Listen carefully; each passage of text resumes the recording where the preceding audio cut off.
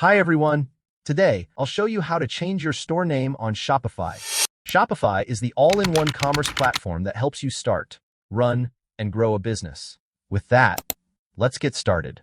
First, log into your Shopify Admin dashboard. Look at the very bottom left corner of your screen and click on the Settings gear icon. By default, this will open up the General Settings page. Look for the section block labeled Store Contact Details. Here, you will see your current store name alongside your email address. Click anywhere on this row to open up your contact settings. Now, locate the store name text field, delete your old name, and type in your brand new brand name. Once you've made the change, simply hit the Save button in the top right corner of the page to apply it. Keep in mind that changing your store name here updates what your customers see across your storefront and notification emails. However, it will not alter your internal My Shopify.com login URL or change any custom domains you have attached to your site. And that's it. You've successfully learned how to change your store name on Shopify. Thanks for watching.